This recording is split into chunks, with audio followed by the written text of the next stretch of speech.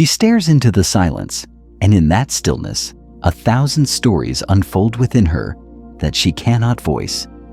You see a woman, but what you don't see is the ancestral weight behind her gaze, the echoes of centuries in which surrender meant survival. She was not taught to desire, she was taught to endure. And so when she stands before power, real power, not violence, not arrogance, but unshakable presence, her instincts remember what her mind cannot articulate.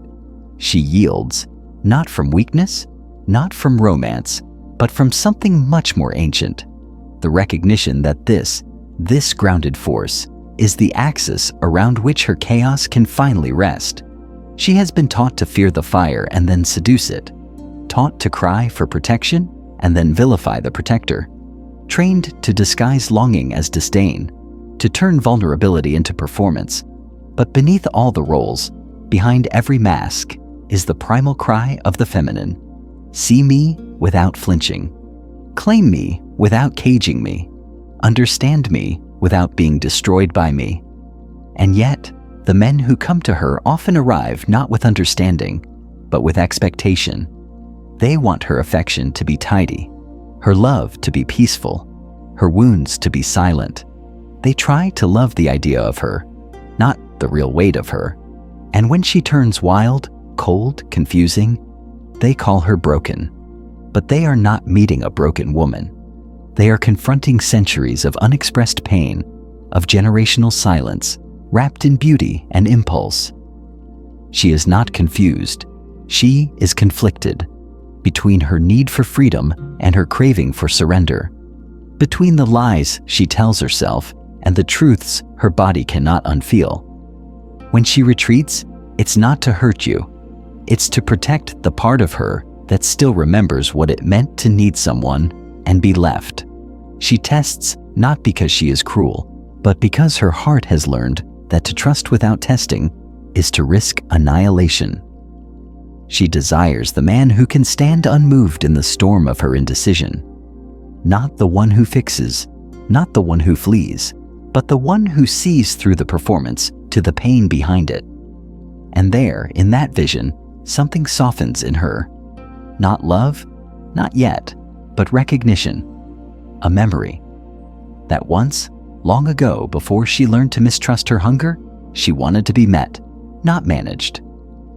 This is the spiritual war of intimacy, not one between man and woman, but between the roles they play and the truths they repress.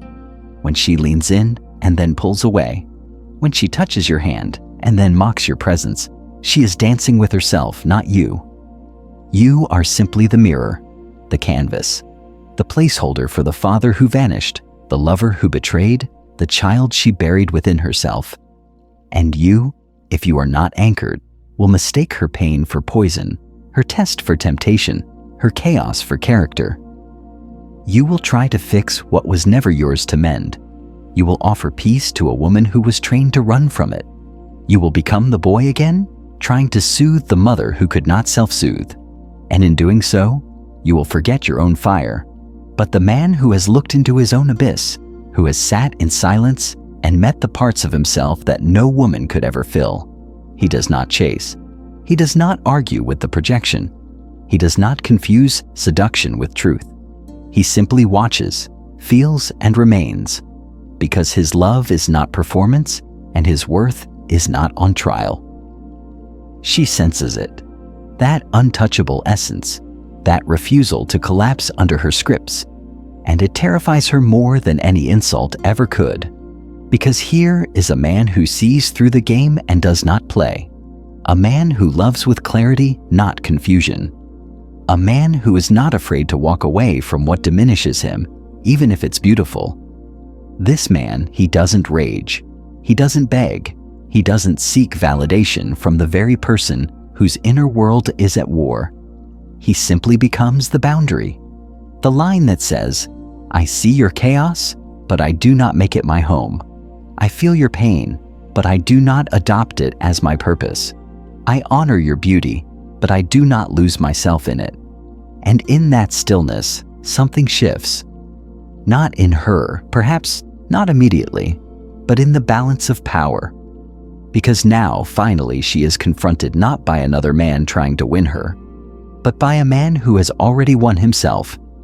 And that is the kind of presence that cannot be manipulated.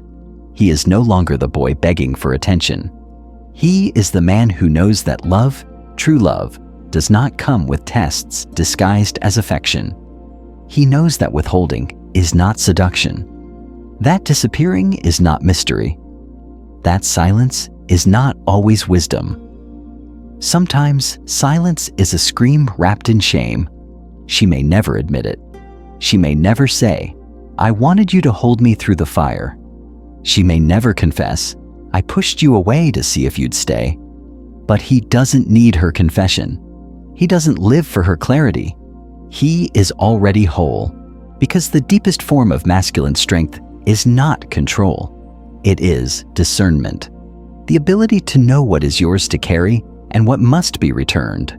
The capacity to love without attachment, to desire without dependency, to feel deeply and still walk away. And when he walks, it's not punishment. It is poetry. The kind written by souls who have finally learned that some storms are not meant to be weathered. They are meant to be witnessed and released. Because love is not about surviving chaos. It is about choosing peace, even if it means standing alone. That is where real power begins. In the stillness after the storm, in the quiet reclaiming of your own name, not the name she called you, not the name your pain gave you, but the name that only silence knows. She may wander through 1,000 faces, 1,000 nights, searching for the one who mirrors her illusion perfectly, but none will fit, because deep down, what she craves is not a mirror. It's an anchor, someone who won't dance to her chaos, someone who won't flinch when her wounds flare up in the shape of sarcasm, withdrawal, or seduction. And yet, every time she meets a man, she hopes he'll see beyond the story she tells and into the silence where the truth hides. But most don't. Most either worship her mask or resent it. Only a few ever sense what lies beneath. She doesn't want to lead. She wants to collapse. Not into pain, not into confusion, but into the rare safety that is unshaken by her unpredictability. Her entire life, strength meant survival. Control meant security. But deep within, there's a sacred exhaustion, a hunger to rest inside something unmovable, something that doesn't need her to perform. But that kind of safety is so foreign, it feels like danger. So she runs from it, even while praying for it.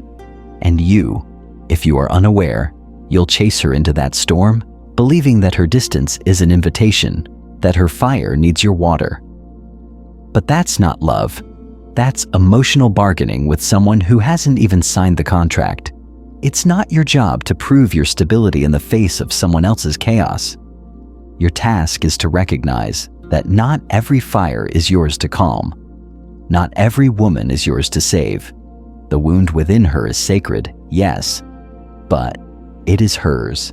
And the moment you start bleeding for it, you become a casualty, not a companion.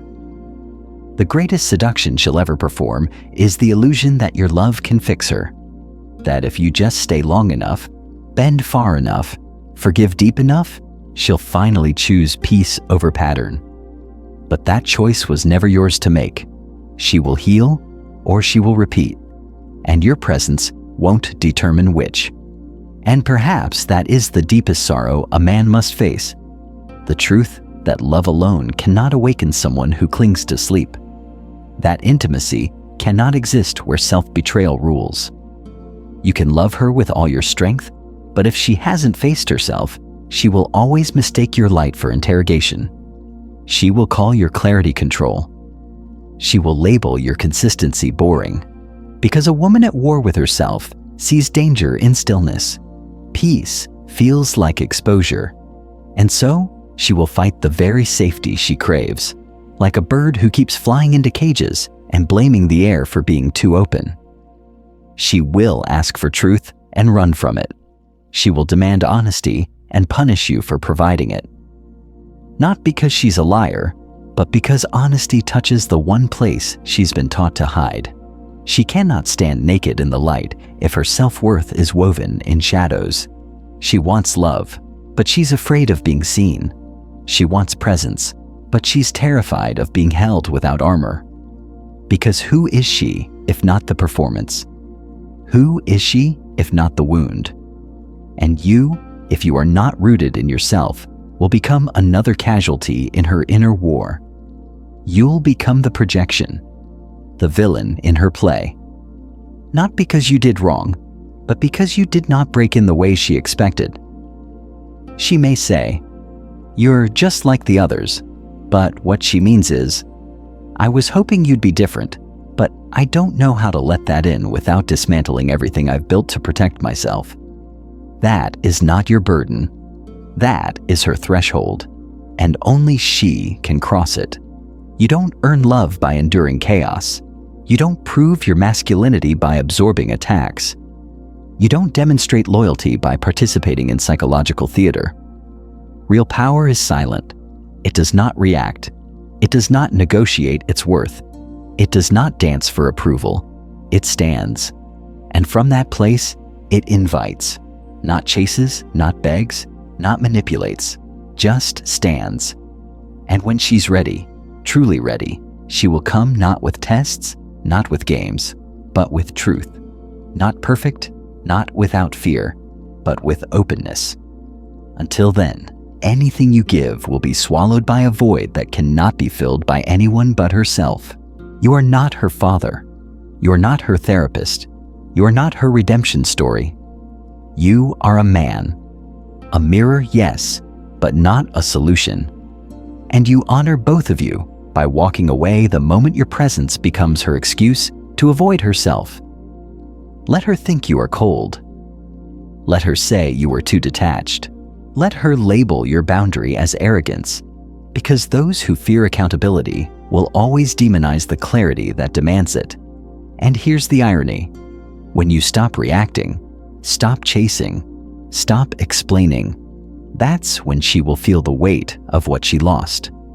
Not because she misses your attention, but because your silence reveals her echo.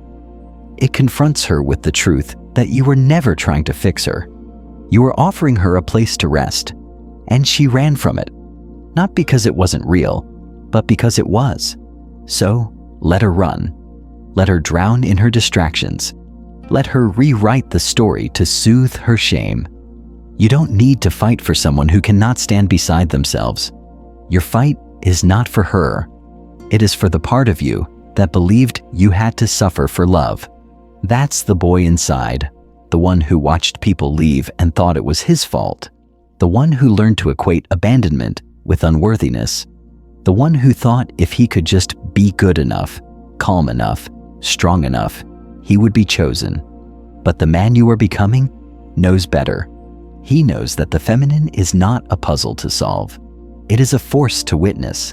And if that force turns inward, if it devours itself before opening to you, you do not dive into the fire. You bow. You honor her journey. And then, with quiet dignity, you walk away. Because your love is sacred. Your time is sacred. Your energy is sacred. And not everyone is ready to receive it. So let her be the lesson, not the destination. Let her be the echo that reminded you of your own worth, the ghost that pointed you back to your own soul. You are not here to tame chaos. You are here to be the man who walks through it untouched, to build from the ashes, not bleed in them, to rise not in revenge, but in remembrance, that the power she could not handle was never yours to shrink. It was yours to protect, and now, finally, you do.